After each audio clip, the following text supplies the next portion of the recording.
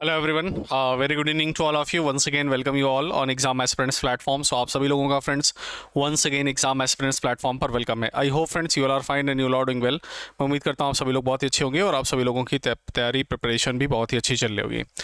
तो चलिए फ्रेंड्स, आज का सेशन हम लोग स्टार्ट करते हैं। आज के सेशन में हम लोग इंडियन पॉलिटी में अपना नया पार्ट जो है स्टार्ट करेंगे, जिसको हम लोग डिस्कस करने वाले हैं। That is part third of the Indian constitution. संविधान का भाग 3 हम लोग डिस्कस करेंगे। That is very very important part of the constitution. संविधान के इस भाग से बहुत ज़्यादा क्वेश्चन एग्जामिनेशन में पूछे जाते हैं, है ना। आपको लगभग हर कॉम्पिटिटिव एग्जामिनेशंस में, चाहे आप किसी भी तरह लेवल का कॉम्पिटिटिव एग्जाम दे रहे हो, हर कॉम्पिटिटिव एग्जाम में इस टॉपिक से, इस पर्टिकुलर पार्ट से अक्सर क्वेश्चंस टच होते हैं। तो इस पार्ट को बहुत ध्यान से समझिएगा। पार्ट लंबा चलेगा, इसको हम लोग है ना 5 से 6 8 10 सेशन में इसको कवर अप करेंगे, इन डिटेल डिस्कशन करेंगे। तो इस पार्ट पर हम लोगों का लंबा डिस्कशन होने वाला है। तो हम लोग फ्रेंड्स स्टार्ट करेंगे जो है आज के सेशन में part third of the Indian constitution, संविधान का भाग 3। Part third of the Indian constitution भाग 3 हम लोग संविधान का डिस्कस करेंगे। और ये पार्ट थर्ड की अगर बात करें या भाग 3 की बात करें, इसमें हमें देखने को मिलता है फंडामेंटल राइट्स, मूल अधिकार या मौलिक अधिकारों की यहाँ पर बात की जाती है। यहाँ पर हम लोग इस भाग को कहते हैं, यहाँ पर हमें देखने को मिलते हैं आपके फंडामेंटल राइट्स। यहाँ पर आपको देखने को मिलेंगे fundamental rights. Fundamental rights, fundamental rights को ही हम मूल या फिर मौलिक अधिकारों के नाम से जानते हैं। तो यहाँ पर हमें फ्रेंड्स देखने को मिलेंगे क्या, मूल या फिर मौलिक अधिकार। तो मौलिक अधिकारों की हमें यहाँ पर चर्चा करनी है, मौलिक अधिकारों के बारे में हम लोग डिस्कशन करेंगे। ये जो friends part third of the Indian constitution, जो संविधान का भाग 3 आपको देखने को मिलता है, जिसको हम लोग मूल अधिकार या मौलिक अधिकारों के नाम से जानते हैं। ये मूल अधिकार या जो मौलिक अधिकार हैं, कॉन्स्टिट्यूशन के आर्टिकल नंबर 12 से आर्टिकल नंबर 35, अनुच्छेद 12 से लेके अनुच्छेद 35 तक आपको देखने को मिलेंगे।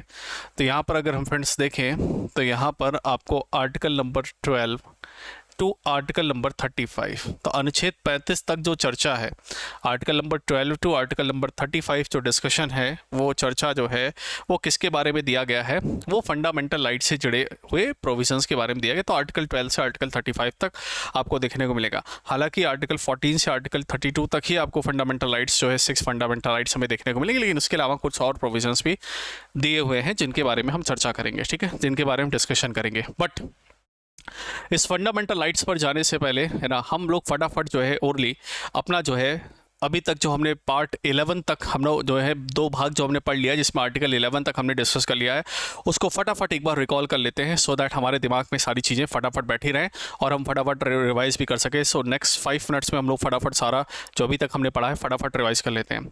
सबसे पहले हम लोगों ने फ्रेंड्स स्टार्ट किया था part 1 of the Indian constitution, संविधान का भाग 1 पर हमने चर्चा की थी, और जिसका नाम था जो है संघ एवं उसका राज्य क्षेत्र, यूनियन एंड इट्स टेरिटरी, संघ एवं उसके राज्य क्षेत्र के बारे में चर्चा थी। Article number 1 to article number 4 तक आपको पार्ट 1 ऑफ द कॉन्स्टिट्यूशन के अंदर हमें देखने को मिलता है, जिसमें आर्टिकल 1 कहता है India that is Bharat is union of state. India अर्थात भारत राज्यों का संघ है, और भारत में आपको राज्यों को पहली अनुसूची के अंदर रखा गया है। States are in first schedule, और 3 तरह के स्टेट्स हमें देखने को मिलते हैं, कंप्लीट स्टेट हो गया, यूनियन टेरिटरी हो गया, अर्न्ड स्टेट या फिर अर्जित राज्य हमें देखने को मिलता है। ये सब कुछ, ये सारी चर्चा हमें जो है अनुच्छेद 1 के अंदर देखने को मिलती है। अनुच्छेद 1 काफ़ी ज़्यादा न्यूज़ में है, क्योंकि अभी गवर्नमेंट जो है मोस्ट प्रॉब्ली जो आपको सेशन जो देखने को मिलेगा, अभी जो सितंबर में सेशन संसद का सत्र चलने वाला है, उसमें जहाँ तक है सरकार जो है इंडिया का नाम ऑफिशियली भारत करना चाह रही है, ऐसा कुछ जो है बिल आपको शायद देखने को मिल सकता है। तो जब आएगा तो उस पर हम चर्चा कर लेंगे, ठीक। उसके बाद अनुच्छेद 2 आर्टिकल नंबर 2 हमने पढ़ा था कि अगर जो है राष्ट्रपति की पूर्व अनुमति से बाहर के किसी विदेशी क्षेत्र को, बाहर की किसी फॉरेन टेरिटरी को, सीमा को भारत की सीमा में क्या किया जा सकता है, शामिल किया सकता है। जैसे 16 मई 1975 को हमने सिक्किम को भारत का एक अभिन्न अंग बनाया था। ठीक, इसके अलावा part 3 of the Indian constitution में हमें क्या देखने को मिलता है, किसी राज्य का अगर हमें नेम बदलना है, बाउंड्री बदलनी है ना, उसका एरिया घटाना बढ़ाना है, दो राज्यों को आपस में मिलाना है, कुछ भी राज्य से जुड़े हुए बदलाव करने हैं, वो सब कुछ आपको आर्टिकल नंबर 3 के अंदर आपको देखने को मिलेंगे। तो अनुच्छेद 3 के अंदर ये बातें हमें मिलती है। और अनुच्छेद 4 कहता है कि अनुच्छेद 2 और 3 के अंदर जो बदलाव किया जा रहा है वो बहुत ही साधारण प्रक्रिया से बदलाव होंगे, उसके लिए विशेष बहुमत की जरूरत नहीं, 50% + 1 की मेजॉरिटी, 50 + 1 की मेजॉरिटी की जरूरत होगी और वहाँ पर बिल पास कर दिया जाएगा, है ना। तो अनुच्छेद जो है 2 और 3 में जो बदलाव किए जा रहे हैं वो अनुच्छेद 368 से उनको जो है क्या रखा गया है, बाहर रखा गया है। ठीक, तो ये सारी चर्चा हमने की थी। उसके बाद हमने देखा था फ्रेंड्स, हमारे देश में जब रियासतों को मिलाने की बात आई थी, 9 ब्रिटिश प्रोविडेंस थे और 552 जब हम रियासतों को मिलाना था, तो रियासतों को मिलाने के लिए काम जनरली 3 लोगों के कंधों पर दिया गया था। कौन कौन थे? सरदार वल्लभ भाई पटेल, साथ ही साथ जो है सरदार वल्लभ भाई पटेल, इसके अलावा जो है वीपी मेनन और जो है लॉर्ड माउंटबेटन, इन 3 लोगों को जिम्मेदारी दी गई थी भारत के अंदर रियासतों को मिलाने की। उसमें से 3 रियासतों ने काफ़ी ज़्यादा हमारा जो है दिमाग ख़राब किया था। तो उसमें से हमने हैदराबाद को ऑपरेशन पोलो के तहत मिला लिया था, जूनागढ़ को जो है प्लेबिसाइड या फिर हमने जनमत संग्रह के तहत मिला लिया गया था, उसको रेफरेंडम भी कह सकते हैं। और जो है हमने जम्मू कश्मीर को राजा हरि सिंह के थ्रू विलय पत्र, इंस्ट्रूमेंट ऑफ एक्सेशन साइन करा के उसको मिला लिया था। जब हम आज़ाद हुए, है ना, जब हमें आज़ादी मिली तो ये हुआ भारत का शासन कैसे किया जाए। तो ये हुआ कि चलो भाषाई आधार पर चेक करते हैं क्या भाषाई आधार पर राज्यों का बंटवारा किया जा सकता है कि नहीं किया जा सकता। तो 1948 में भाषाई आधार पर राज्यों का बंटवारा करने के लिए पहली समिति का गठन हुआ था, एस.के. धर कमीशन, एस.के. धर आयोग बना था। और एस.के. धर साहब जो है इलाहाबाद हाईकोर्ट के जज थे, उनकी अध्यक्षता में जो है कमेटी बनी थी पहली भाषाई आधार पर राज्यों के बंटवारा के लिए। सबसे पहली कमेटी एस.के. धर आयोग। एस.के. धर आयोग ने, कमीशन ने जब मना कर दिया तो उसके बाद आपको अगली कमेटी देखने को मिलती, जेवीपी कमेटी, और वो भी 1948 में ही सबमिट जो है सेटअप होती है, उसने भी मना कर दिया। उसके बाद पिट्टूश्री रामलू नाम का व्यक्ति जो है भूख हड़ताल पर बैठ गया, है ना, और दिसंबर 1952 में उसकी मृत्यु हो जाती है। तो उसके बाद भाषाई आधार पर देश का पहला राज्य बनता है आंध्र प्रदेश। जब आंध्र प्रदेश बनता है तो बाकी जो है क्षेत्रों से भी मांग उठने लगती है कि भाई हमें भी जो है राज्य का दर्जा चाहिए, हमें भी अलग जो है राज्य भाषाई आधार पर जो है हमें भी राज्य चाहिए। तो फजल अली आयोग का गठन किया जाता है 1953 में, है ना। तो फजल अली साहब जो है ये साफ साफ कहते हैं कि जो है, हाँ, फजल अली आयोग जो है सुप्रीम कोर्ट के जज थे, फजल अली साहब यूपी के ही थे वो फजल अली साहब।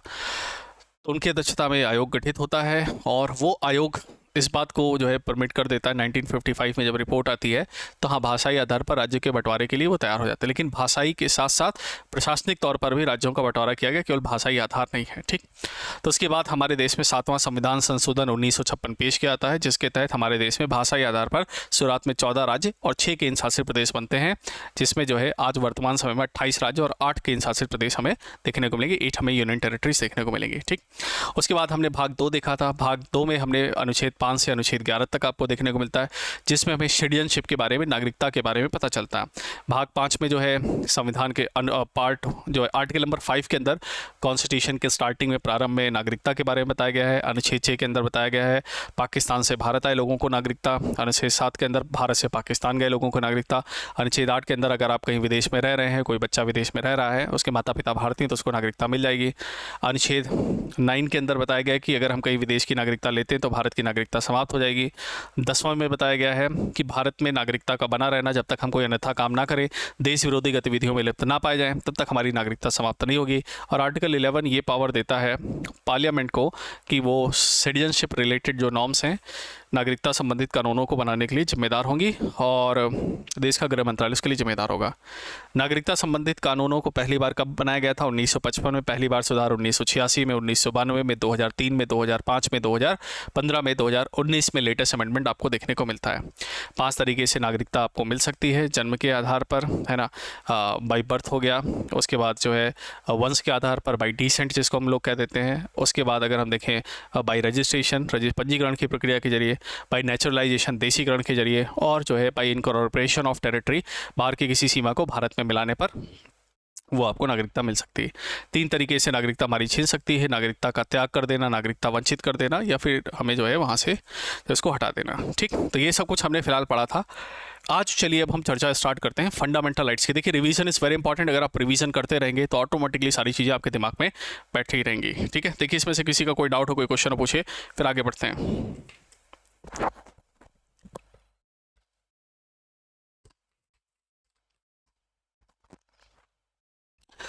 चलिए अब हम लोग बात करते हैं part 3 of the Indian constitution, that is one of the most important part of the constitution, जिससे आए दिन एग्जाम में क्वेश्चन पूछा जाता है, अक्सर क्वेश्चन बनता है।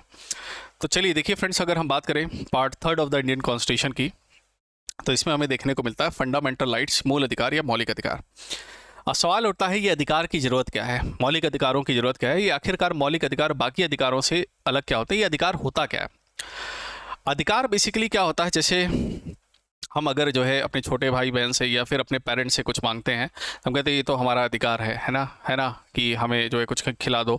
तो मान लेते वो कहते हैं कि आपका तो अधिकार है, हमारा अधिकार है, हमें आपको खिलाना पड़ेगा, है ना। कई बार अधिकार की बात करते हैं। अधिकार मतलब आप अपनी दावेदारी पेश करते हैं, है ना, आप अपने सामने वाले व्यक्ति के से उसे दावेदारी आप पेश करते हैं। ठीक, तो वो हमारा अधिकार की तरह होता है। अधिकारों की अगर बात करें सो अधिकार जो है आपके पास कानूनी अधिकार भी होते हैं। आपके पास वोट डालने का राइट होता है। आपकी 18 साल एज हमारी पूरी होती है, तो 18 साल की एज के बाद हमें वोटिंग का अधिकार मिल जाता है। तो हम कहते हैं ना वोटिंग का राइट हमारा क्या है, अधिकार है। अधिकार हम दावेदारी अपनी पेश करते हैं। अब ये मौलिक अधिकार बाकी अधिकारों से कैसे अलग होते हैं फ्रेंड्स, देखिए फ्रेंड्स, मौलिक अधिकार जो है बहुत ही बेसिक अधिकार हैं, बहुत ही बेसिक राइट्स हैं, और ये ओवरऑल व्यक्तियों के सर्वांगीण विकास के लिए, for the overall development of the citizen, ये देश के नागरिकों के ओवरऑल सर्वांगीण विकास के लिए ये बहुत ही ज़रूरी हैं, और इससे जो है लोगों का सर्वांगीण ओवरऑल डेवलपमेंट जो है होता है। और ये बहुत ही बेसिक राइट्स होते हैं। जैसे अगर मैं कहूँ जीवन जीने का अधिकार, मेरे पास जीवन जीने का अधिकार है, तो जीवन जीने का अधिकार एक बहुत ही बेसिक सा ह्यूमन राइट है, मानव अधिकार है ना। हमारा जो अधिकार है कि हाँ हमें भाई जिंदा रहने का अधिकार है। हमारे पास बोलने का अधिकार है, हाँ यार हम अपनी बातें किसी के सामने रख सकें। ऐसा नहीं है कि देश का प्रधानमंत्री सामने आ गया या राष्ट्रपति सामने आ गया या कोई जज आ गए तो हम नहीं बोलेंगे, हम अपनी बातें नहीं रख सकते, ऐसा बिल्कुल नहीं। हम अपनी बातों को रख सकते हैं। भेदभाव के प्रति अगर हमारे अगेंस्ट कुछ हो रहा है तो हम उसके खिलाफ जो है अपने अधिकार जो है हमें मिल सकते हैं, हमें अधिकार वो चाहिए।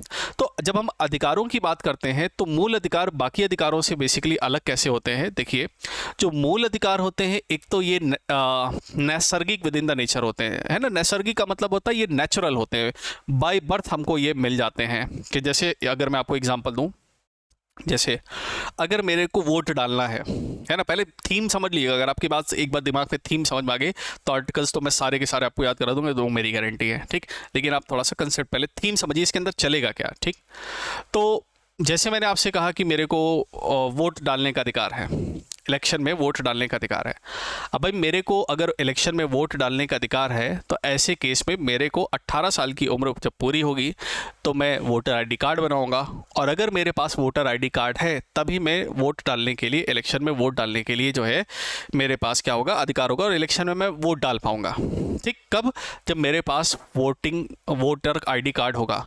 मेरी उम्र 20 साल की भी हो गई, अगर मेरे पास वोटर आईडी कार्ड नहीं है, सो अगर मेरे पास वोटर आईडी कार्ड नहीं है तो ऐसी सूरत में मैं फिलहाल नहीं डाल सकता हूं, मैं जो है वोट नहीं डाल पाऊंगा। ठीक है, तो ऐसे संपत्ति का अधिकार वो भी हमारा क्या है, कानूनी अधिकार है। लेकिन जब हम मौलिक अधिकारों की बात करते हैं तो इन मौलिक अधिकारों को लेने के लिए हमें कोई डॉक्यूमेंट्स की ज़रूरत नहीं पड़ती। हमें कोई प्रमाण पत्र या हमें कोई डॉक्यूमेंट्स या हमें कोई पेपर या हमें कोई सर्टिफिकेशन की ज़रूरत नहीं पड़ती है। जैसे हमें बोलने का अधिकार है ना, right to, let's suppose freedom of expression है, हमें पास अभिव्यक्ति की आज़ादी का अधिकार है, जीवन जीने का अधिकार है ना। इस तरह के कई सारे, जब हम बराबरी के अधिकारों की बात करते हैं, तो जब हम इन अधिकारों की बात करते हैं तो ये अधिकार हमें बाई बर्थ जन्म से ही मिल जाते हैं। इसके लिए हमें कहीं लाइन लगा के कोई पेपर, डॉक्यूमेंट या कुछ कराने की ज़रूरत नहीं है। और अगर किसी व्यक्ति से उसके मूल अधिकारों को छीन लिया जाए तो उस व्यक्ति का जीवन व्यर्थ है, उसका फिर विकास नहीं हो सकता, उसका फिर डेवलपमेंट नहीं हो सकता, फिर वो सही तरीके से जो है अपना काम नहीं कर पाएगा, वो अच्छे तरीके से तरक्की नहीं कर पाएगा। अब सवाल ये उठता है कि हमारे भारतीय संविधान के अंदर ये फंडामेंटल राइट्स आखिरकार कहाँ से आए, आखिरकार इनको कहाँ से देखने को मिला और यहाँ कहाँ से हमने लिया। तो देखिए फ्रेंड्स, मूल अधिकारों की अगर मैं बात करूँ तो मूल अधिकार ये अमेरिका के संविधान से, यूएस के कॉन्स्टिट्यूशन से हमने लिया हुआ है। अमेरिका में इन्हीं मूल अधिकारों को मूल अधिकार वहाँ नहीं कहते हैं, उसको बिल ऑफ राइट्स के नाम से जानते हैं। अमेरिका में इन्हीं अधिकारों को यूएस के अंदर बिल ऑफ राइट्स के नाम से जाना जाता है, और भारत के अंदर इनको हम मूल अधिकार या मौलिक अधिकारों के नाम से जानते हैं। तो अगर मैं कुछ बेसिक पॉइंट्स पहले अगर आपको इसके बारे में लिखने की कोशिश करूँ, इसको मैं अगर आपको समझाऊँ, तो देखिए मूल अधिकार जो है ये हमने किस देश के कॉन्स्टिट्यूशन से लिया हुआ है, इसको हमने यूएसए के कॉन्स्टिट्यूशन से, यूएस के संविधान से लिया हुआ है। तो हमारे जो मूल अधिकार हैं या मौलिक अधिकार हैं उसको हमने यूएस के कॉन्स्टिट्यूशन से, यूएस कॉन्स्टिट्यूशन से, अमेरिका के संविधान से, कॉन्स्टिट्यूशन से हमने इसको अमेरिका के संविधान से लिया हुआ है। और अमेरिका के संविधान की अगर हम बात करें तो अमेरिका में इन्हीं को हम किस नाम से जानते हैं, अमेरिका में इन्हीं को हम लोग बिल ऑफ राइट्स के नाम से जानते हैं। तो जो अधिकार हैं हमारे देश में उनको हम मूल अधिकार कहते हैं, अमेरिका में इसी को बिल ऑफ राइट्स के नाम से जानते हैं। अंग्रेजी हिंदी दोनों में सेम है। तो अगर पूछा जाए भारत में मूल अधिकारों की अगर हम बात करें तो भारत में मूल अधिकार किस देश के संविधान से या किस देश के कॉन्स्टिट्यूशन से लिए गए, तो फ्रेंड्स हमारा जवाब क्या होगा कि सर मूल अधिकारों को हमने अमेरिका के संविधान से, यूएस कॉन्स्टिट्यूशन से लिया हुआ है, और ये अमेरिकी संविधान से हमने अपने देश के संविधान में इसको जोड़ा है। ठीक, हमसे एक सवाल पूछा गया कि जो बिल ऑफ राइट्स हैं क्या ये नैसर्गिक विद इन द नेचर है, मतलब नेचुरल हैं, प्राकृतिक हैं, हमें ऑटोमेटिकली मिल जाते हैं। तो यस, ये जो हमारे जो फंडामेंटल राइट्स हैं these are natural, these are, ये नैसर्गिक हैं। ये क्या है, नैसर्गिक है। नैसर्गिक का मतलब नेचुरल है, प्राकृतिक है। इसका मतलब ये हमें जन्म से ही मिल जाते हैं, जन्म से ही मिल जाते हैं। आप भारत की धरती पर अवतार लिए, जन्म लिए, तो आपको जन्म से ही मिल जाते हैं, है ना। इसके लिए हमें कोई रजिस्ट्रेशन प्रक्रिया या कोई लंबी चौड़ी प्रक्रिया, ऐसे हमें किसी कागजात, पेपर कागजात या फिर कुछ इस तरह के पेपर नहीं बनवाने हैं, है ना।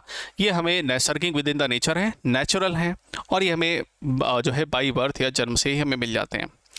एक सवाल ये बनता है कि ये आखिरकार मूल अधिकार बाकी अधिकारों से कैसे स्पेशल हैं, कैसे खास हैं ये मूल अधिकार। देखिए मूल अधिकार बाकी अधिकारों से इस मामले में खास हैं कि मूल अधिकार justiciable within the nature हैं। Justiciable within the nature का मतलब क्या हो गया, ये जो है इनके खिलाफ अगर हमारे मूल अधिकारों का उल्लंघन होता है, सरकार या कोई भी अगर हमारे मूल अधिकारों का, फंडामेंटल राइट्स का अगर वायलेशन करती है, तो in that case the court is basically a protector for us, है ना। हम उसके खिलाफ न्यायालय में जा सकते हैं, और न्यायालय में ही नहीं जा सकते, न्यायालय में भी सर्वोच्च न्यायालय, सुप्रीम कोर्ट और हाई कोर्ट में हम जा सकते हैं। मतलब हाई कोर्ट चले जाइए या फिर आप सुप्रीम कोर्ट चले जाइए, जो भी आपके घर के पास है वहाँ आप जाएंगे और आपको कोर्ट आपको उसके खिलाफ जो है न्यायालय जो है न्याय दिलवाएगा। जैसे मैं आपको एक जस्ट सिंपल सा एग्जांपल देके बताता हूँ, किसी भी एग्जांपल्स को अदरवाइज मत लीजिएगा, मैं एग्जांपल्स आपको इसीलिए देता हूँ ताकि आपको चीज़ें अच्छे से समझ में आ जाएं, क्योंकि अगर आप समझेंगे, आपके दिमाग में चीज़ें बैठ जाएंगी तो ये चीज़ें बहुत आसान है। आप रटने की कोशिश करेंगे तो भाई दिक्कत है, ठीक है। तो समझ के बिल्कुल चलिएगा। तो जैसे फॉर एग्जाम्पल हमारे पास अभिव्यक्ति की आज़ादी है, फ्रीडम ऑफ एक्सप्रेशन है, बोलने का अधिकार है, या सभा करने का अधिकार है, फ्रीडम ऑफ असेंबली है। मोदी साहब ने कल से कहा कि कल से देखो ये सभा उभा करने की आज़ादी सब खत्म, और कल से जो अभिव्यक्ति की आज़ादी, बोलने उलने वाली आज़ादी, ये सब खत्म। जो अपना कहेगा, जो मैं कहूँगा वही तुम सबको मानना है। तो ऐसे केस में हम इस जो है बात के खिलाफ, चूंकि हमारे मूल अधिकार का उल्लंघन हो रहा है, हम डायरेक्ट भाई कहाँ जा सकते हैं, हाई कोर्ट जा सकते हैं या सुप्रीम कोर्ट जा सकते हैं। तो हाई कोर्ट, सुप्रीम कोर्ट में हम जाएंगे, हम कहेंगे साहब देखो मोदी साहब ने हमारा वो बोलने का अधिकार ही छीन लिया है। तो सुप्रीम कोर्ट, अरे ऐसे कैसे छीन लिया, तो मौलिक अधिकार है, मोदी साहब कैंसिल करो। तो सुप्रीम कोर्ट हमें वो अधिकार दिलाएगा। तो ये अधिकार जो होते हैं justiciable within the nature होते हैं। और ये जो मौलिक अधिकार है फ्रेंड्स, ये सरकार की इच्छा पर नहीं है, ये सरकार को बिल्कुल देना ही देना पड़ेगा। ये enforceable with in the nature है, सरकार को ये देना ही देना पड़ेगा, ये लागू करना ही करना पड़ेगा। सरकार की इच्छा पर नहीं है कि आपको मन किया तो दिया, नहीं मन किया तो नहीं दिया, सब्सिडी मन किया तो दिया, नहीं मन किया तो सब्सिडी नहीं दिया।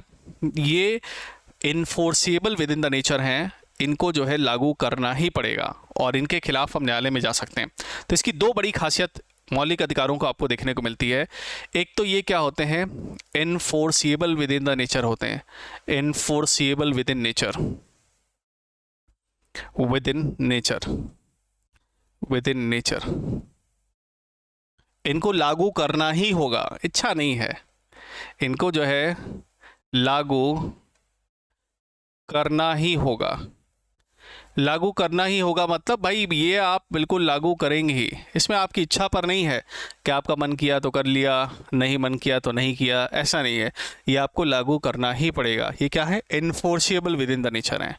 और साथ ही साथ इनफोर्सिएबल होने के साथ साथ लागू तो करना ही होगा, ये justiciable with in the nature भी हैं, ये जस्टिसिएबल विद इन नेचर भी हैं, है ना, इन विद इन नेचर, ये जस्टिसिएबल विद इन नेचर हैं। इसका कहने का मतलब क्या हुआ, इनके उल्लंघन होने पर, इनके उल्लंघन होने पर, इनके उल्लंघन होने पर हम सीधे, हम सीधे न्यायालय जा सकते हैं। हम क्या कर सकते हैं भाई, सीधे न्यायालय जा सकते हैं, न्यायालय जा सकते हैं। हम कहाँ जा सकते हैं भाई, सीधे न्यायालय जा सकते हैं।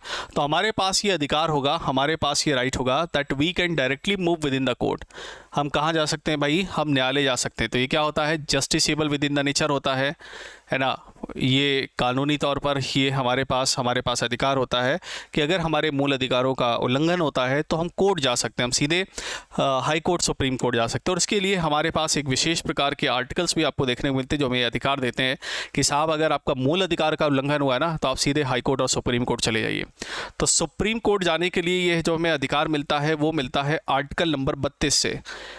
आर्टिकल नंबर 32 हमें ये राइट देता है, in case of the violation of the fundamental rights we can directly move within the supreme court of India. हम सीधे उच्चतम न्यायालय के पास जा सकते हैं। और मान लेते हैं सुप्रीम कोर्ट भाई दिल्ली में, सुप्रीम कोर्ट तो देश में एक ही है दिल्ली में, और हम मान लेते हैं कहीं दूर रहते हैं किसी राज्य में, तो सुप्रीम कोर्ट पहुंचने में तो दिक्कत होगी। तो इसीलिए हमारे पास एक और सुविधा है, अगर भाई आप सुप्रीम कोर्ट नहीं जा सकते तो आप हाई कोर्ट भी जा सकते हैं। Article number 226 of the constitution gives right to us that yes we can directly move within the high court in case of the violation of the fundamental rights. So the article number what, article number 226। अनुच्छेद 226 संविधान का हमें ये अधिकार देता है कि sir अगर आपके मूल अधिकारों का उल्लंघन होता है, फंडामेंटल राइट्स का अगर वायलेशन होता है, तो सर मूल अधिकारों के वायलेशन के केस में आप सीधे जो है या तो सुप्रीम कोर्ट चले जाइए या तो हाई कोर्ट चले जाइए, ये आपके पास अधिकार होगा। So that right we are having कि आप सीधे या तो सुप्रीम कोर्ट चले जाइए या आप हाई कोर्ट चले जाइए। Justiciable with in the nature है ना, ये बिल्कुल जो है ये इनके खिलाफ हम न्यायालय में जा सकते हैं अगर हमारे मूल अधिकारों का उल्लंघन होता है। लेकिन सवाल भाई ये उठता है, मान लेते हैं देश के अंदर युद्ध जैसे हालात हैं और आपके पास सभा करने की आज़ादी है, धरना देने की आज़ादी है, चाइना के साथ हमारा युद्ध हो गया या पाकिस्तान के साथ हमारे युद्ध जैसे हालात हैं, सेना को जाना है टैंक वगैरह लेके, अपने हथियारों को लेकर सेना को सड़क के रास्ते जाना है, उसके ट्रक वगैरह जाने हैं, और आप तो पता चला सड़क जाम करके बैठ गए हैं, आपने पूरा नेशनल हाईवे जाम कर दिया है, ब्लॉक कर दिया है, और ऐसे केस में कह रहे हैं साहब हम तो उठेंगे नहीं, हम तो जाएंगे नहीं। सरकार कह रही साहब तुम लोग हट जाओ, हम लोग कह रहे नहीं साहब हम तो हटेंगे नहीं, हमारा तो मूल अधिकार है धरना देने का, देखो सर हम धरना दे रहे हैं, है ना, हमारे पास अभिव्यक्ति की आज़ादी है, हम नहीं हटेंगे। तो ऐसे केस में जब देश की, देखिए देश है तो हम हैं, है ना, देश है तो हम हैं, मतलब समझिएगा अगर देश सही सलामत है, देश बिल्कुल सुरक्षित है तो हम लोग हैं, अदरवाइज हमारा कोई अस्तित्व नहीं। तो country is the first one, देश की integrity sovereignty is the first one, देश की एकता अखंडता सबसे पहले आती है। तो अगर जैसे कोई इमरजेंसी का केस होता है, अगर कोई आपातकालीन जैसी परिस्थिति है, तो माननीय जो है राष्ट्रपति साहब, ऑनरेबल जो है president of India can suspend our fundamental right in some emergency cases. अगर देश में आपातकाल जैसी परिस्थिति बनती है, इमरजेंसी जैसे हालात अगर बनते हैं, तो राष्ट्रपति के पास ये अधिकार होता है कि राष्ट्रपति हमारे मूल अधिकारों को कुछ समय के लिए सीमित कर सकते हैं, सस्पेंड कर सकते हैं, कुछ समय के लिए उनको निलंबित कर सकते हैं। ख़त्म नहीं कर सकते, ख़त्म नहीं कर सकते। क्या कर सकते हैं? उसको सस्पेंड कर सकते हैं, उसको कुछ समय के लिए निलंबित कर सकते हैं कि हाँ भाई चलो अभी इमरजेंसी के हालात चल रहे हैं तो अभी आपके मूल अधिकार कुछ समय के लिए सीमित रहेंगे, सस्पेंडेड रहेंगे, और जब सिचुएशंस नॉर्मल हो जाएगी तो आप फिर से अपने अधिकारों का प्रयोग करिएगा। तो एक क्वेश्चन एग्जाम में पूछा आता है, क्या मूल अधिकारों को सस्पेंड किया जा सकता है? क्या मूल अधिकारों को कुछ समय के लिए निलंबित किया जा सकता है, सस्पेंड किया जा सकता है? तो बिल्कुल किया सकता है। ये मूल अधिकारों को सस्पेंड कौन कर सकता है? राष्ट्रपति, महामहिम साहब जो है मूल अधिकारों को सस्पेंड कर सकते हैं। लेकिन दो अधिकार ऐसे हैं हमारे पास जो इमरजेंसी में भी सस्पेंड नहीं होंगे। चलिए उनको देख लेते हैं क्या है। तो यहां पर मैं लिख देता हूं, इन केस ऑफ इमरजेंसी,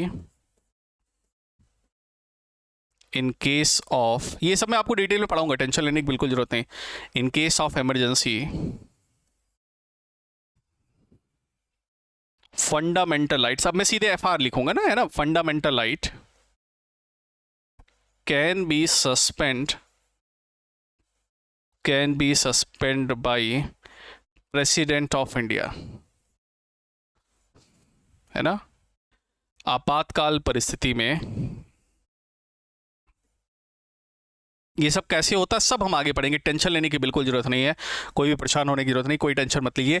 राष्ट्रपति कब करता है? जब हम राष्ट्रपति में आएंगे और national emergency, state emergency, financial emergency वगैरह पढ़ेंगे तो हम वहाँ पर इमरजेंसी में इसके प्रोविजंस पढ़ेंगे अपना।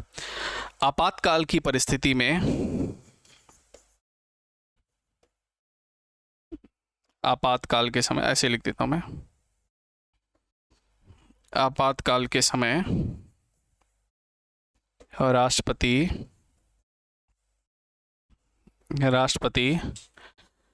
मौलिक अधिकारों को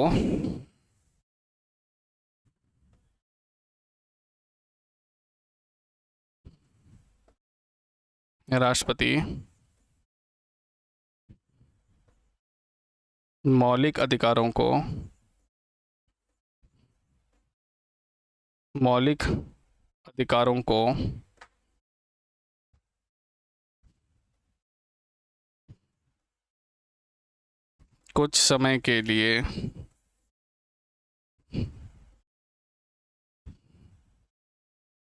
सस्पेंड, है ना, निलंबित कर सकते हैं,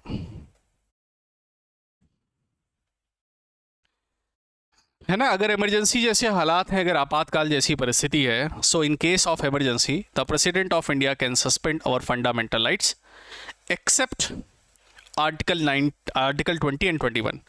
किसको छोड़कर? आर्टिकल 20 एंड 21 को छोड़कर। तो यहीं से एक प्रश्न बनता है, कई बार पूछा गया एग्जाम में, कि कौन से ऐसे मूल अधिकार हैं जिनको आपातकाल परिस्थिति में, जिनको इमरजेंसी सिचुएशन में भी हम जो है सस्पेंड नहीं कर सकते हैं। What are those fundamental rights which even cannot be suspended during the emergency? कौन से ऐसे मूल अधिकार हैं जिनको इमरजेंसी के समय भी सस्पेंड नहीं किया सकता? तो आप क्या याद रखेंगे? आर्टिकल 20 एंड 21 क्या है, इनके बारे में हम पढ़ेंगे आराम से। बट पहले आप इतना देखिए, इतनी बातें सभी को समझ में आ गई होंगी उम्मीद करता हूँ। कमेंट सेक्शन बताइए फटाफट, क्लियर है सभी को इतना? फिर आगे बढ़ते हैं।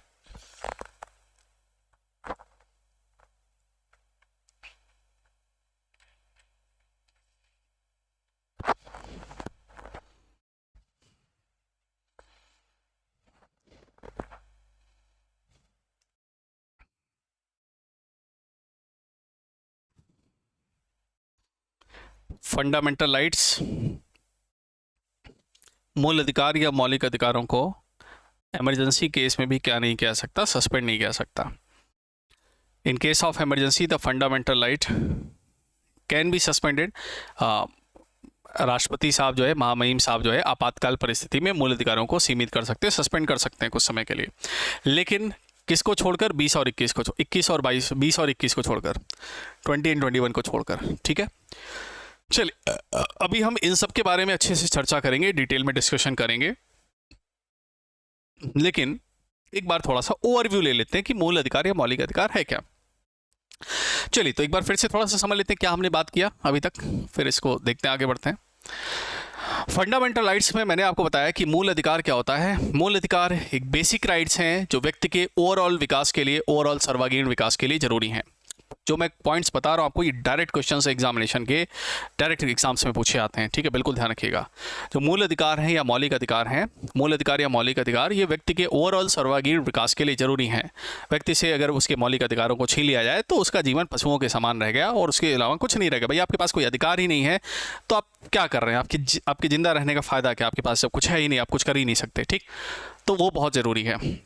दूसरी बात हमने किया, ये जो मूल अधिकार है, मौलिक अधिकार है, ये नैसर्गिक विद इन द नेचर है ना, ये प्राकृतिक है, नेचुरल, नैसर्गिक है, नेचुरल है, मतलब हमें जन्म से ही मिल जाते हैं। इसके लिए हमें कोई कानूनी प्रक्रिया की ज़रूरत नहीं पड़ती है। मूल अधिकारों की अगर बात करें तो मूल अधिकार जो है हमने किस देश के संविधान से लिया हुआ है? तो यूएस के कॉन्स्टिट्यूशन से हमने लिया हुआ है। और अमेरिका में मूल अधिकार ना बोलकर इसी चीज़ को वहाँ पर बिल ऑफ राइट्स के नाम से जाना जाता है। भाई सीधी सी बात मैंने आपको बताई थी कि आपके घर का नियम कानून अगर मैं अपने घर पर पूरी तरीके से थोप दूं तो वो नियम कानून फेल हो जाएगा। क्यों? क्योंकि आपके घर की परिस्थिति अलग है, आपके घर का सिनेरियो अलग है। तो हो सकता है आपके घर के नियम कानून बहुत अच्छे हैं, बहुत बेस्ट हों, लेकिन वो आपकी घर की कंडीशंस को ध्यान में रख के बनाए गए हैं, इसलिए वो आपके घर के लिए अच्छा काम कर रहे हैं। लेकिन वही सेम नियम कानून अगर मैं अपने घर में थोपने की कोशिश करूँ तो हो सकता है मेरे लिए अच्छा ना करें। कारण क्या है? क्योंकि मेरे घर की conditions, terms and conditions, situation सब कुछ अलग है। और इसीलिए कहा जाता है जब आप अपनी पढ़ाई कर रहे हैं, प्रिपरेशन कर रहे हैं, तैयारी कर रहे हैं, तो किसी दूसरे का स्ट्रैटेजी, किसी दूसरे की रणनीति या किसी दूसरे का पढ़ने का तरीका या उसका टाइम टेबल, उसका शेड्यूल बिल्कुल कॉपी करने की कोशिश मत करिए। क्योंकि सबकी परिस्थिति, सबकी कंडीशन, पढ़ने की जो है समझ, कोई बंदा सुबह पढ़ना अच्छा पसंद करता है, कोई रात में पढ़ना पसंद करता है, कोई दोपहर में पढ़ता है, सबकी कंडीशन सब कुछ अलग होता है। कोई 2 घंटा पढ़ता है तो समझ में आ जाता है, कोई 1 ही घंटा पढ़ लेता है समझ में आ जाता है। तो सबकी स्ट्रेंथ वीकनेसेस अलग अलग हैं। तो आपकी क्या स्ट्रेंथ वीकनेस है, आपकी क्या जो है, कहाँ पर आप बहुत अच्छे हैं, कहाँ पर आप कमज़ोर हैं, वीक हैं, उन चीज़ों को आइडेंटिफाई करके आप अपनी रणनीति, अपनी स्ट्रैटेजी खुद बनाइए, तभी आप बेस्ट कर पाएंगे। तो इन द सिमिलर वे कि अमेरिका के बिल ऑफ राइट्स को सीधे सीधे हम भारत में अगर थोप देते, भारतीय संविधान के अंदर ला देते, तो हमारे लिए वो फेल हो जाता। क्योंकि भाई अमेरिका के लोग, उनकी कंडीशंस है ना, उनकी सिनेरियो, उनका एनवायरनमेंट, उनका जो है कल्चर, सब कुछ अलग है। और हम इंडियंस हैं तो हमें जो है भारतीय तरीके से, भारतीय फ्लेवर में हमें मूल अधिकार चाहिए थे, है ना, मतलब राइट्स चाहिए थे। तो वो हमारे कंडीशंस को ध्यान में रखते हुए, हमारे डाइवर्सिटी को ध्यान में रखते हुए, हमारे जो भारत के अंदर बहुत सारी डाइवर्सिटी है, विविधता है, उन डाइवर्सिटीज़ को ध्यान में रखते हुए, विविधता को ध्यान में रखते हुए हमारे देश में इन चीज़ों को हमने क्या किया है, लागू किया। तो वो डाइवर्सिटी जो है वो हमारे लिए क्या करती है, बहुत ही क्रूशियल रोल प्ले करती है, बहुत ही बेहतरीन रोल प्ले करती है, और उसके हिसाब से हम यहाँ पर चीज़ें हमें देखने को मिलती है। तो भारत की कंडीशंस को ध्यान में रख के बनाया गया है, ठीक। इमरजेंसी जो ये enforceable with in the nature है ना, इनको बिल्कुल लागू करना ही होगा। सरकार के पास कोई ऑप्शन नहीं है, सरकार सोचे कि आपको दे या ना दे, ऐसा कुछ नहीं है। सबसे बड़ी बात ये क्या है, ये justiciable within the nature होते हैं। जैसे मैंने आपको बताया, justiciable within the nature का मतलब क्या हुआ कि मूल अधिकारों का उल्लंघन होने पर हम सीधे हाई कोर्ट, सुप्रीम कोर्ट जा सकते हैं। सुप्रीम कोर्ट के लिए नंबर कौन सा हो गया, आर्टिकल कौन सा हो गया, आर्टिकल 32। हाई कोर्ट के लिए कौन सा होगा, आर्टिकल नंबर 226 के तहत हम बिल्कुल हाई कोर्ट और सुप्रीम कोर्ट में जा सकते हैं, और वहाँ पर वो हमें बिल्कुल मदद करने के लिए काम करेंगे। उम्मीद करता हूँ इतनी सारी बातें आपको अच्छे से समझ में आ गई होगी। अब हम धीरे धीरे फंडामेंटल राइट्स को डिस्कस करेंगे, धीरे धीरे उन चीज़ों को पढ़ेंगे और बहुत सारी जानकारी हम इकट्ठा करेंगे, ठीक है। और याद रखिएगा सबसे इंपॉर्टेंट पार्ट है, इससे सबसे ज़्यादा क्वेश्चन पेपर में पूछे जाते हैं। देखिए, फंडामेंटल राइट हो गया, डीपीएसपी हो गया, इसका अगला पार्ट जो होगा directive principle of state policy, union government हो गया, सेंट्रल गवर्नमेंट। अगर आपने सेंट्रल गवर्नमेंट पढ़ लिया तो स्टेट गवर्नमेंट आपको अपने आप समझ में आ जाएगा। उसके बाद local self government, municipal corporation, उसके बाद फाइनेंस कमीशन हो गया, इलेक्शन कमीशन हो गया, यूपीएससी वगैरह हो गया। कुछ और आगे के टॉपिक्स अगर आप इतना पढ़ लेते हैं पॉलिटी में तो आपका वनडे का अगर एग्जाम है तो आप अच्छे से क्लियर कर लेंगे। बट अगर आप स्टेट सर्विसेज या फिर सिविल सर्विसेज जैसे एग्जाम्स को टारगेट कर रहे हैं प्रीलिम्स के लिए, तो उनके लिए हम डिटेल में डिस्कस करेंगे, तो है ना, तो उसके हिसाब से हम पढ़ लेंगे ताकि आपका एक फाउंडेशन बहुत अच्छे से स्ट्रांग रहे, ठीक। चलिए तो स्टार्ट करते हैं, आप पर डिस्कशन करते हैं। सबसे पहले हम बात करते हैं फ्रेंड्स, आर्टिकल नंबर 12 की चर्चा शुरू करते हैं। चलिए आज 2 आर्टिकल आज हम डिस्कस करने की कोशिश करेंगे। सबसे पहले आर्टिकल नंबर 12, अनुच्छेद 12, ठीक है। देखिए, जब आप बुक पढ़ते हैं तो बुक में कोई चैप्टर स्टार्ट होता है तो चैप्टर की एक भूमिका बताई जाती है कि इस चैप्टर के अंदर है क्या, जब चैप्टर स्टार्ट होता है तो शुरुआत का जो पेज रहता है उसमें बताया जाता है कि उसके अंदर है क्या, कुछ कंडीशंस बताई जाती हैं। ऐसे ही फ्रेंड्स अनुच्छेद 12 के अंदर हमें राज्य के बारे में बताया गया है। यहाँ पर डेफिनेशन ऑफ स्टेट है। अब आप कहोगे कि सर राज्य की परिभाषा तो आपने शुरुआत में हमें बताई थी। नहीं भाई, जो राज्य की परिभाषा मैंने आपको बताई थी वो इन जनरल थी।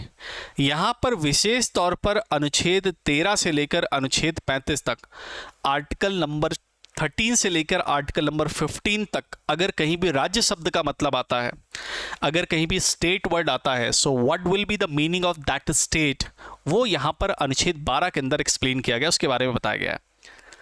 नॉर्मल जब मैंने आपको राज्य का मतलब बताया था, स्टेट का मतलब बताया था, तो मैंने आपसे क्या कहा था कि कोई भी पर्टिकुलर ऐसा क्षेत्र जिसके पास अपनी खुद की जनसंख्या हो, जिसके पास अपना खुद का क्षेत्रफल हो, एरिया हो, है ना, और उसके पास अपना खुद का एडमिनिस्ट्रेशन हो, प्रशासन हो, और उसके पास सोवरेनिटी हो, उसके पास अपनी संप्रभुता हो, ये 4 चीज़ें हैं, तो आप एक देश है, मतलब एक राज्य का दर्जा है। In general context wide level पर अगर हम देखें तो ये राज्य का मतलब होता है। लेकिन हमारे संविधान में, हमारे कॉन्स्टिट्यूशन में अलग अलग भागों के अंदर राज्य की परिभाषा अलग अलग बताई गई है। वो हम धीरे धीरे पढ़ेंगे तो आपको बहुत अच्छे समझ आएगा, बिल्कुल टेंशन लेने की कोई ज़रूरत नहीं है। I am here.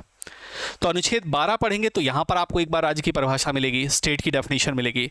जब आप आर्टिकल 36 पढ़ेंगे तो आर्टिकल 36 के अंदर आपको एक बार फिर से स्टेट की डेफिनेशन मिलेगी। ऐसे जब आर्टिकल 152 पढ़ेंगे तो फिर से दोबारा राज्य की परिभाषा मिलेगी, जहाँ पर आप यूपी, एमपी, हरियाणा, ये सब जो राज्य हैं उनकी डेफिनेशन हमें वहाँ मिलेगी। तो राज्य की परिभाषा अलग अलग पार्ट के अंदर आपको थोड़ी सी अलग अलग देखने को मिलेगी। तो आपको थोड़ा सा ध्यान से समझना है कि राज्य का मतलब क्या हुआ यहाँ पर। तो अगर मैं सिंपली बोलूं कि what is basically with in the article number 12, अनुच्छेद 12 के अंदर हमें क्या देखने को मिलता है, तो फ्रेंड्स अनुच्छेद 12 के अंदर हमें राज्य की परिभाषा देखने को मिलती है। तो आर्टिकल 12 के अंदर हमें क्या देखने को मिलता है, what we get definition of state.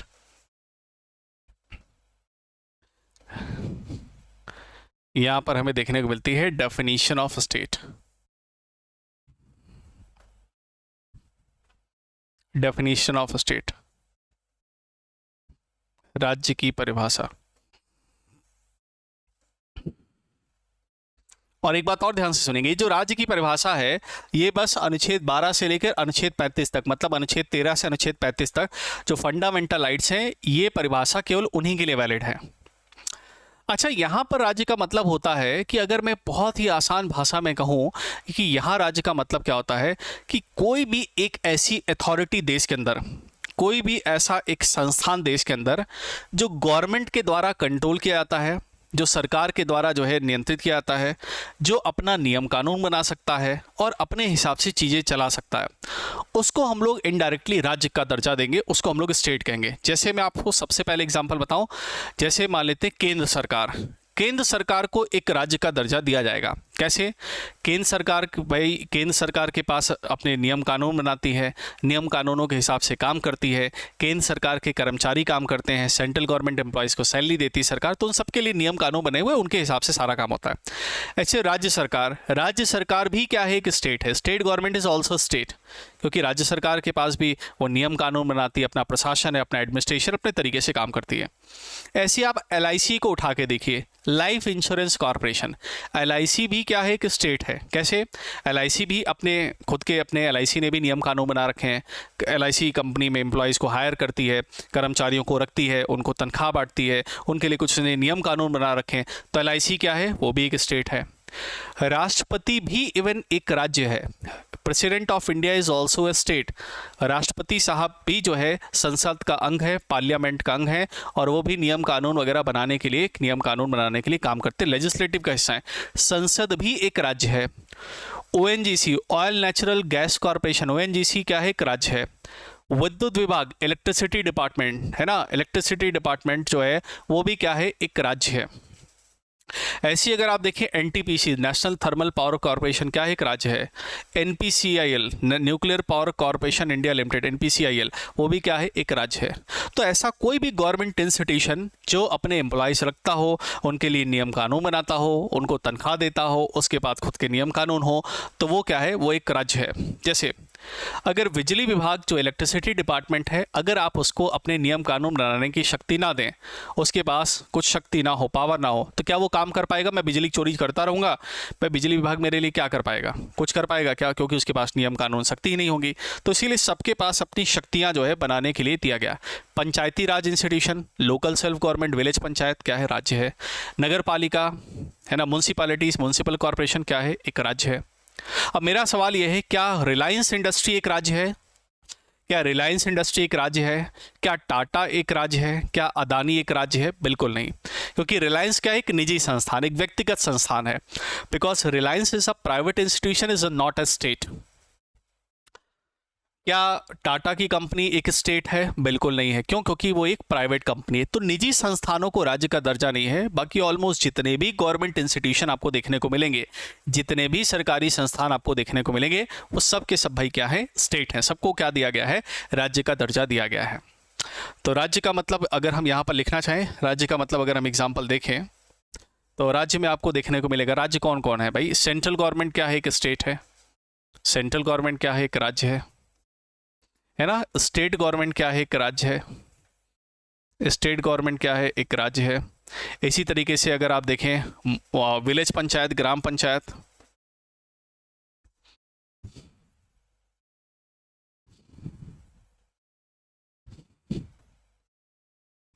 ग्राम पंचायत क्या है? ये भी एक राज्य है। विलेज पंचायत क्या है? ये भी एक राज्य है ना। म्यूनसिपल कॉरपोरेशन, म्यूनसिपल कॉरपोरेशन है ना। नगर नगर पंचायत, नगर पालिका, नगर पंचायत, ये भी क्या है? एक राज्य है। एलआईसी राज्य है।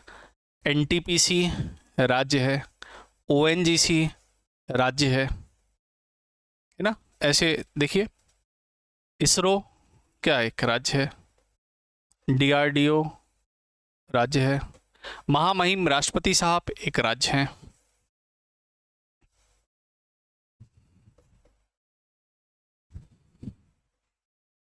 बिजली विभाग, इलेक्ट्रिसिटी बोर्ड क्या है? राज्य है।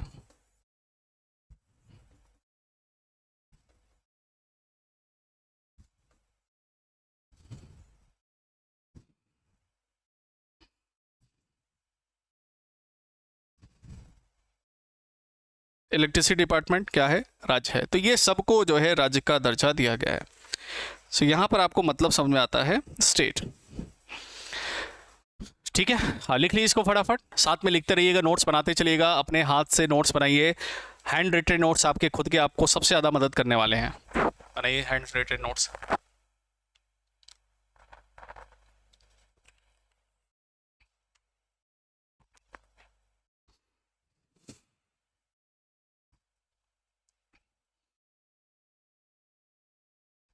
और क्लास की बिल्कुल टेंशन मत लीजिए। क्लास का इसीलिए मैंने लंबा समय ले रखा, आपके 6 मंथ्स के टाइम स्पेन को ले रखा है, ताकि हम डिटेल में धीरे धीरे सारी चीज़ें जो है कवर अप करेंगे। ठीक है, हाँ कुछ दिन के अंदर आपकी क्लासेस और फ्लो में आ जाएंगी, है ना, तो हम लोग और अच्छे से कवर अप करते चलेंगे। ठीक है, लेकिन जितना मैं पढ़ा रहा हूँ धीरे धीरे उसको पढ़ते चलिए, उसको नोट्स बनाते चलिए। ठीक है, we are not targeting any examination right now, है ना। 6 मंथ्स का टाइम का मतलब अगर आप 6 महीने अच्छे से जम के तैयारी कर लेते हैं, so you are basically ready, आपकी फाउंडेशन तैयार है गई, जब आप किसी भी बड़े एग्जाम को टारगेट कर सकते हैं। ठीक है, बाकी अगर वनडे एग्ज़ाम का आपका कोई चल रहा हो तो उसके लिए MCQ सीरीज़ यूट्यूब पर चली रही है, तो वो भी आप देख सकते हैं। ठीक है, चलिए, तो ये चीज़ आपको समझ में आ रही होंगी। Central government, state government, village हो गया, म्यूनसिपल कॉर्पोरेशन हो गया, LIC हो गया, NTPC हो गया, इसरो, DRDO, ये सब क्या है? राज्य हैं। रिलायंस नहीं है, टाटा नहीं है, अदानी नहीं है, महिंद्रा नहीं है, मारुति सुजुकी नहीं है, प्राइवेट इंस्टीट्यूशन नहीं होगा राज्य। Only and only the government institutions, most of the government institutions are basically state, है ना, वो राज्य का दर्जा हम उनको देंगे। चलिए, तो ये हमें पता चल गया डेफिनेशन ऑफ स्टेट। ठीक, चलिए आगे बढ़ते हैं।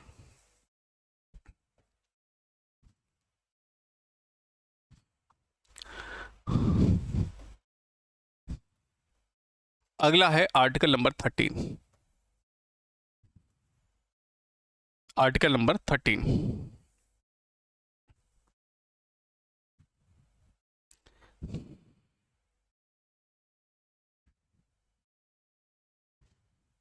ठीक है, देखिए आर्टिकल नंबर 13 क्या कहता है। देखिए हमें पता है फ्रेंड्स, जब हम लोग आज़ाद हुए, हमारा देश आज़ाद हुआ 26 जनवरी 1950, 26 जनवरी 1950 को भाई हमारे देश का फुल फ्लेज्ड कॉन्स्टिट्यूशन, हमारे देश का संविधान जो है लागू हुआ। 26 जनवरी 1950 का हमारा संविधान लागू हुआ। पूरा संविधान की कॉन्स्टिट्यूशन मेकिंग हम लास्ट में पढ़ेंगे इन डिटेल, ताकि हमें सबको समझ आ जाए और हिस्ट्री को भी साथ में कनेक्ट कर लेंगे। ठीक है, तो 26 जनवरी 1950 का हमारा संविधान लागू हुआ। ठीक है, अच्छा, संविधान लागू होने से पहले से भी बहुत सारे हमारे देश में नियम कानून चले आ रहे थे, है ना। इससे पहले से बहुत सारे नियम कानून हमारे देश में चले आ रहे थे, बहुत सारे नियम कानून थे, अंग्रेजों के समय के बनाए गए, है ना, बिफोर। और संविधान लागू होने के बाद भी बहुत सारे नए कानून बने, एंड आफ्टर संविधान लागू होने के बाद भी हमारे बहुत सारे नियम कानून बने, बहुत सारे नियम कानून हमने बनाए। अब यहाँ पर 26 जनवरी 1950 को लागू होने के बाद, जब संविधान लागू हुआ, तो भाई संविधान लागू होने के बाद हमने क्या किया, जितने भी पुराने नियम कानून चले आ रहे थे लगभग हमने सबको ख़त्म कर दिया। और हमने कहा कि भाई देखो अब काम होगा, किसके हिसाब से चलेगा, संविधान के हिसाब से चलेगा। इस चीज़ को बहुत अच्छे से समझिएगा, क्योंकि इससे जुड़े हुए आगे कंसेप्ट और आएंगे। ठीक, तो जो है संविधान बनने से पहले के बहुत सारे कानून थे, तो उन कानूनों को हमने ख़त्म कर दिया और हमने कहा कि भाई देखो अब जो हम नियम कानून बना रहे हैं, अब जो कॉन्स्टिट्यूशन संविधान के अंदर जो चीज़ें दे रखी हैं उनके हिसाब से सब कुछ चलेगा।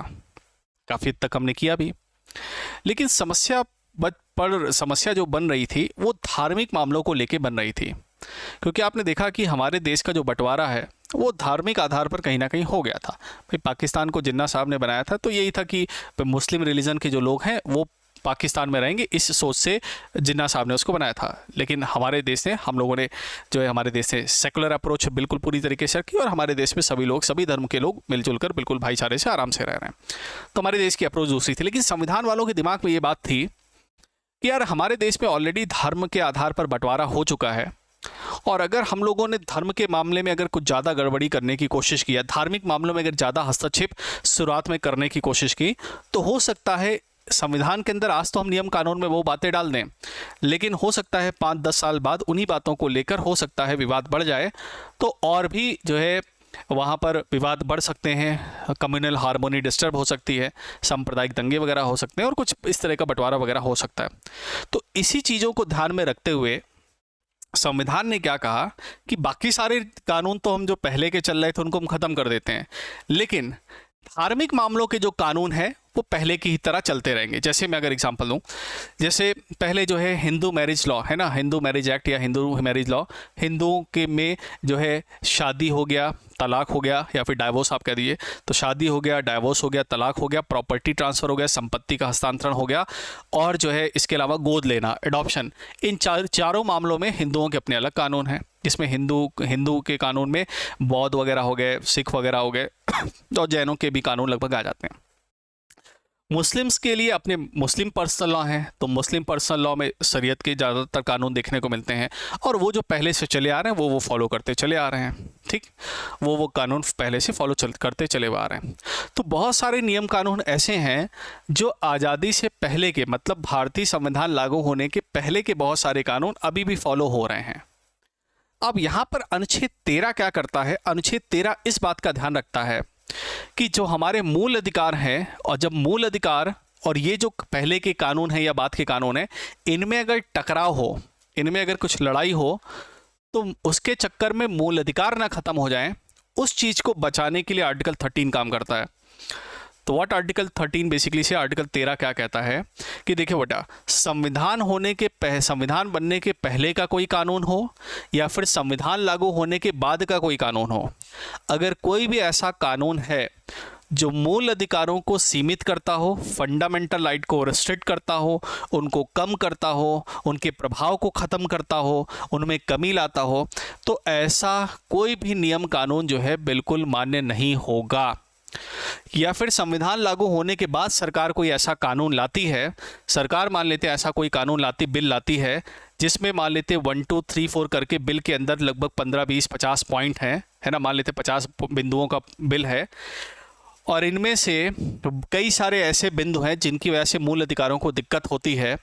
तो संविधान ये कहता है, ये आर्टिकल ये कहता है कि आप बिल के अंदर उन प्रावधानों को बिल्कुल हटा दीजिए जो कि मूल अधिकारों को डिस्टर्ब करते हैं, मूल अधिकारों को जो दिक्कत पैदा कर रहे हैं मूल अधिकारों के लिए, उन प्रावधानों को हटा के आप बिल पास कराइए। और अगर आपका पूरा बिल ही ऐसा है जिसमें मूल अधिकारों से जुड़े हुए प्रावधानों में दिक्कत है, तो आपका पूरा बिल आप खारिज कर दिए, पूरा बिल आप भाई कैंसिल कर दिए, इस बिल का कोई मतलब नहीं। तो यहाँ अनुच्छेद क्या 13 कहता है, फिर से समझने की कोशिश करेगा कि संविधान लागू होने के पहले का कोई कानून और कॉन्स्टिट्यूशन इंप्लीमेंट होने के बाद का कोई कानून या कोई नया कानून ऐसा नहीं बनना चाहिए जो मूल अधिकारों को सीमित करता हो, रिस्ट्रिक्ट करता हो या ख़त्म कर देता हो या उनके प्रभाव को कम करता हो। और अगर ऐसा है तो वो कानून ख़त्म कर दिया जाएगा। मैं आपको एक एग्जांपल देता हूँ। जब बात आती है ना, ट्रिपल तलाक का आपने मैटर सुना होगा, 3 तलाक की बात होती है ना। सायरा बानो केस काफ़ी लंबा केस था, आप सिंपल इन शॉर्ट थोड़ा सा समझिए, जब आएगा तो वहाँ पर हम केसेस भी पढ़ेंगे, थोड़े बहुत केस स्टडी भी हम करेंगे। तो वहाँ पर मुस्लिम्स के अंदर अगर आप देखें तो तलाक की प्रक्रिया है ना, ट्रिपल तलाक जो है वो 3 तरीके से होता है। तलाक हसन, तलाक अहसन, तलाक बिद्दत, ये 3 प्रक्रिया हैं जिनके तहत जो है वहाँ पर डाइवोर्स जो है तलाक हो सकता है ना। उसमें जो तीसरी जो प्रक्रिया है जिसको जो है तलाक बिद्दत कहते हैं, तलाक हसन, अहसन और बिद्दत, जो तीसरी प्रक्रिया है उसमें क्या होता है, अगर कोई जो मुस्लिम पुरुष है वो मुस्लिम महिला से ये कह दे कि भाई तलाक तलाक तलाक, चाहे वो फ़ोन पर कह दे चाहे वर्बली कह दे, तो ऐसे में वो वहाँ पर डाइवोर्स हो जाता है, तलाक हो जाता है, और उसमें जो मुस्लिम लड़की है उसको जो है छोड़ के जाना पड़ता है घर। उसमें कोई मुआवजा वगैरह ऐसा कुछ नहीं, कोई भी जो है प्रोविज़न नहीं था।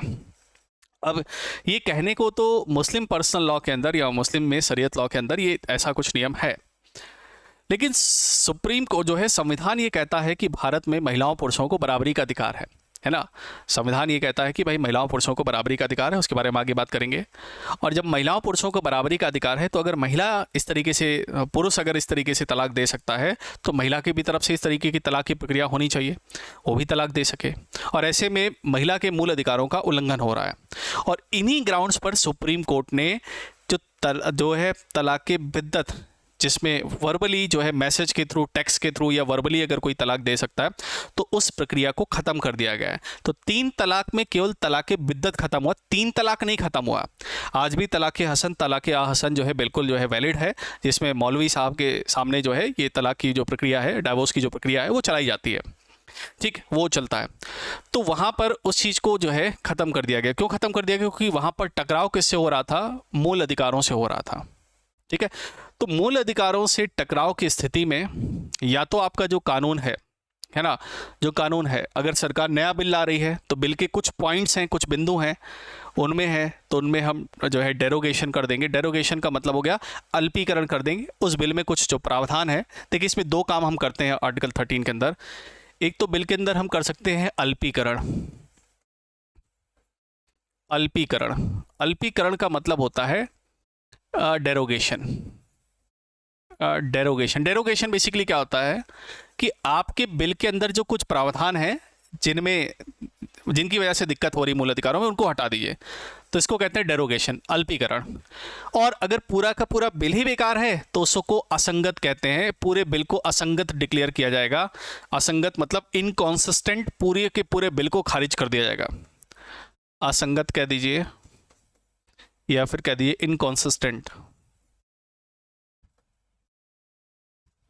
इनकॉन्सिस्टेंट, पूरे के पूरे बिल को रद्द कर दिया जाएगा। तो 2 बातें इसमें लिखी गई हैं, बहुत ही आसान भाषा में मैंने आपको समझाने की कोशिश की कि संविधान बनने से पहले का कोई कानून या संविधान बनने के बाद का कोई कानून ऐसा नहीं होना चाहिए जो मूल अधिकारों को सीमित करता हो, फंडामेंटल राइट को रिस्ट्रिक्ट करता हो, फंडामेंटल राइट को लिमिट करता हो या फंडामेंटल राइट में भाई किसी भी प्रकार की कमी लाता हो।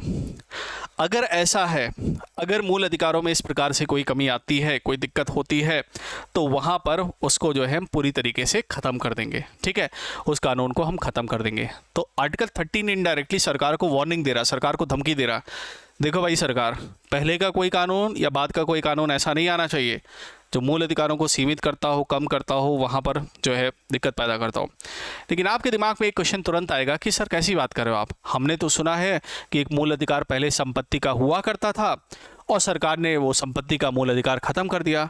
तो उसको लेके कई सारे केसेस हुए, है ना, जिसमें सबसे पॉपुलर केस रहा केशवानंदा भारती केस, जिसमें केशवानंदा भारती केस में जो है वहाँ पर चीज़ें जो है निकल के आई और सुप्रीम कोर्ट की सबसे बड़ी बेंच 13 जजों की बेंच वहाँ पर बैठी थी और उसने अपने फैसले सुनाए। उसके बारे में हम बात करेंगे कि ये किस ग्राउंड पर संपत्ति के अधिकार को जो है कोर्ट जो है वो सरकार खत्म कर पाई। क्योंकि भाई देश हित, मैंने आपसे कहा कुछ भी हो जाए देश हित सबसे सर्वोपरि है, कंट्री जो है सबसे फर्स्ट पर है। सरकार को सड़कें बनानी है, बुलेट ट्रेन चलवाने के लिए रास्ता चाहिए, सड़क बनाने के लिए रास्ता चाहिए। सरकार कह रही कि साहब थोड़ा सा रास्ता दे दो, सड़क बनानी है। हम कह रहे हैं नहीं, देख अपना संपत्ति मूल अधिकार है, सड़क थोड़ा सा उधर से घुमा ले। ट्रेन की पटरी बनानी है, रास्ता दे दो साहब, कोई रास्ता नहीं मिलेगा, इधर से चले जाओ। तो सरकार बेचारी क्या करे। इन्हीं सब चीज़ों के चलते जो है वो जो संपत्ति का अधिकार है, राइट टू होल्ड प्रॉपर्टी है, उसको ख़त्म किया गया। वो कैसे ख़त्म किया गया, किन ग्राउंड्स पर ख़त्म किया गया, उसकी एक लंबी स्टोरी है, उसको हम लोग डिस्कस करेंगे आने वाले सेशन में। बट अभी आप सिंपली ये समझने की कोशिश करिए, जब हम बात करते हैं मूल अधिकारों की तो आर्टिकल 13 क्या कहता है, अल्पीकरण और असंगत। अल्पीकरण को हम लोग कह देते हैं आपका डेरोगेशन और असंगत को हम कहते हैं इनकंसिस्टेंट। संविधान लागू होने के पहले का कोई कानून या संविधान लागू होने के बाद का कोई कानून ऐसा है जो मूल अधिकारों को लिमिट करता हो, सीमित करता हो, उनको ख़त्म करता हो। तो अगर बिल के अंदर कुछ ऐसे प्रावधान है जो दिक्कत करें तो उन बिंदुओं को हटा दीजिए। पूरा बिल ही बेकार है तो पूरे बिल को असंगत डिक्लेयर करिए, इनको खारिज करिए, इसको कैंसिल करिए और फिर नया बिल ले आइए। ठीक, अब इसके बाद से असल में फंडामेंटल राइट स्टार्ट होते हैं, आर्टिकल 14 से 18, फिर 20, 18 के बाद 19 से 22, फिर हम उसको आगे डिस्कस करेंगे। अभी आप थोड़ा सा सिंपली चलिए एक बार रिवाइज कर लेते हैं फटाफट। हमने क्या देखा, हमने देखा फ्रेंड्स भाग 3 जो है संविधान का, जिसमें हमें मूल अधिकारों के बारे में डिस्कस करना है। मूल अधिकार जो है व्यक्ति के ओवरऑल सर्वांगीण विकास के लिए ज़रूरी होते हैं। मूल अधिकारों की बात करें तो natural with in the nature हैं, सरकार को इनको लागू करना ही पड़ेगा, इन्फोर्सेबल हैं। Justiciable within the nature है ना, इनको सरकार को लागू करना ही पड़ेगा। इनके उल्लंघन के केस में हम हाई कोर्ट, सुप्रीम कोर्ट सीधे जा सकते हैं। इन केस ऑफ इमरजेंसी, अगर देश में आपातकाल की परिस्थिति हो तो राष्ट्रपति साहब मूल अधिकारों को कुछ समय के लिए सीमित कर सकते हैं, सस्पेंड कर सकते हैं, खत्म नहीं करेंगे, सस्पेंड कर सकते हैं। लेकिन अनुच्छेद 20 और 21 एक ऐसा अनुच्छेद है, एक ऐसा फंडामेंटल राइट है ये दो, जिनको राष्ट्रपति साहब भी इमरजेंसी में सस्पेंड नहीं कर सकते। हालांकि जब 1976 से पहले अगर आप देखें, 1978 से पहले अगर देखें तो इनको भी सस्पेंड किया सकता था और इंदिरा गांधी ने भी किया भी था।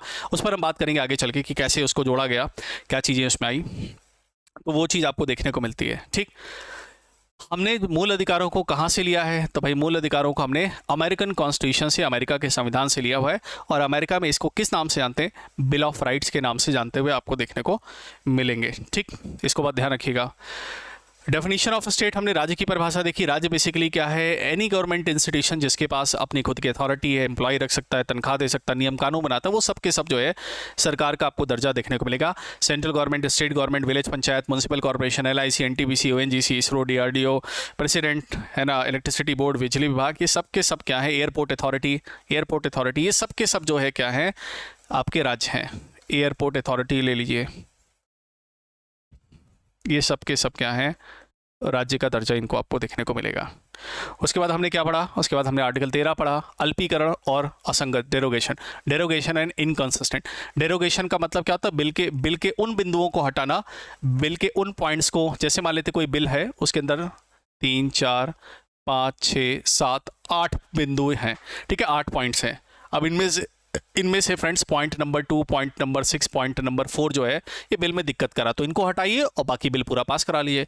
लेकिन भाई अगर पूरे बिल में गड़बड़ी है, 1, 2, 3, 4, 5, 6, 7, 8, मान लेते 8 बिंदु और पूरे के पूरे बिल में ही दिक्कत है, तो पूरा बिल ही खारिज कर दीजिए। तो कुछ प्रावधानों को हटाना है तो अल्पीकरण, डेरोगेशन, अल्पीकरण मतलब छोटा कर दीजिए, असंगत मतलब पूरा बिल ही आपका इनकंसिस्टेंट है, तो संविधान लागू होने से पहले का कोई कानून या संविधान लागू होने के बाद का कोई कानून ऐसा नहीं होना चाहिए जो मूल अधिकारों को सीमित करे, रिस्ट्रिक्ट करे, उसमें कमी लाए, उसमें जो है ऐसा कुछ करे। ठीक है, अगर ऐसा होगा तो उसको नल एंड वॉइड माना जाएगा, उसको हम खत्म कर देंगे। ठीक है, उम्मीद करता हूँ इतना आपको अच्छे से समझ में आया होगा। तो नेक्स्ट सेशन पे मिलेंगे फ्रेंड्स, तो अपने फंडामेंटल राइट्स हम स्टार्ट करेंगे, आर्टिकल 14 से हम स्टार्ट करेंगे और उसके बारे में पढ़ेंगे। तो उम्मीद करता हूँ सेशन आपको अच्छा लगा होगा। तो अभी के लिए इतना करते हैं, मिलते हैं नेक्स्ट सेशन पर। See you in the next session, till then bye bye, take care, thank you very much.